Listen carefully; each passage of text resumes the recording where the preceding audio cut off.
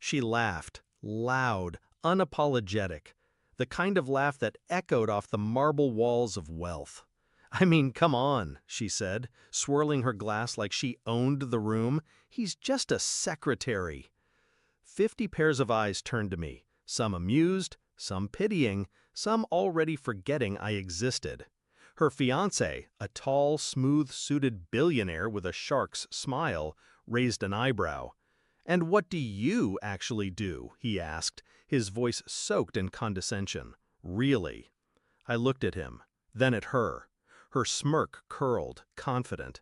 I smiled, just once, and said 2 words: forensics intelligence.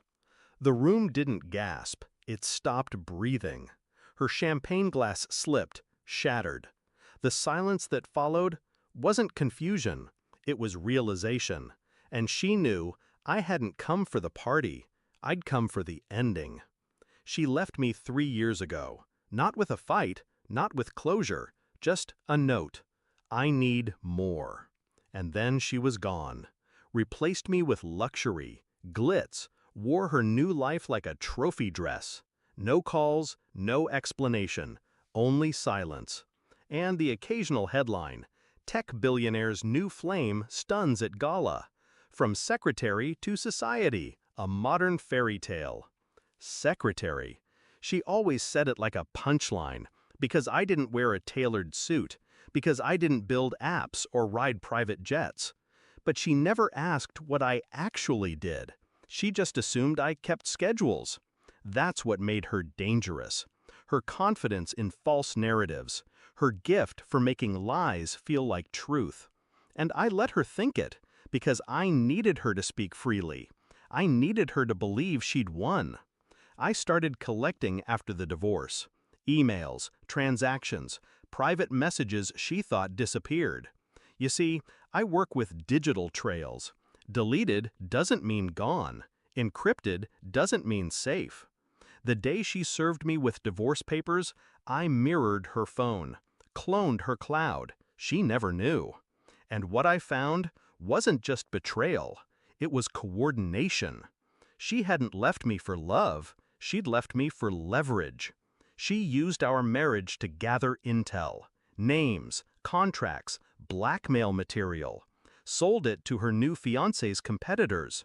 She was his lover and his liability. But she thought I was just the forgotten man in the shadows, the footnote, the nobody. That's the thing about secrets. They feel safe when they're buried under arrogance. But I was patient, methodical, and I built a dossier with teeth.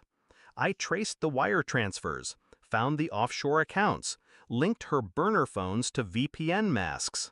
She left breadcrumbs like lipstick on a collar, bold, sloppy. And I wasn't the only one watching. Corporate counter intel had flagged her name. She was on a list, just a whisper away from legal exposure. All it took was one meeting. I offered them context, and in return, they gave me access. The kind that came with badges, clearance, unfiltered data. She wasn't just sleeping with a billionaire. She was selling him off piece by piece. She thought I was nothing, but I was the reason she was still off the grid. I'd been covering her tracks, not out of love, out of design. Because once she was exposed, I wanted it to be me standing there, pulling the curtain back. So when she invited me to the engagement party, mocking kindness in her voice, I accepted. She didn't expect me to show, didn't expect me to smile, didn't expect anything. She paraded me like a pet, introduced me as her ex who still answers phones. They laughed. Then came his question, "What do you really do?" And I told them, forensics intelligence. I watched his pupils contract. He stepped back half an inch. I handed him an envelope. Slim, white, sealed. "Open that when she's not looking," I said. "Or don't. Either way, you'll find out." Then I turned to her. She was pale now, the exact color of a lie about to be caught. She whispered, "You wouldn't." I leaned close. "I already did. I left before the fallout. Didn't need to see it. I'd already lived it in my mind 100 times. He'd read the files, see her for what she was, decide if saving her was worth dismantling himself. She'd call, she'd cry, she'd scream. I wouldn't pick up. I didn't destroy her. She did that on her own. I just made sure everyone saw it. Because revenge isn't about violence. It's about precision. It's about letting them bury themselves with their own lies, then handing them the shovel in public. She made me invisible. She made me small. She made me silent. But all it took was 2 words.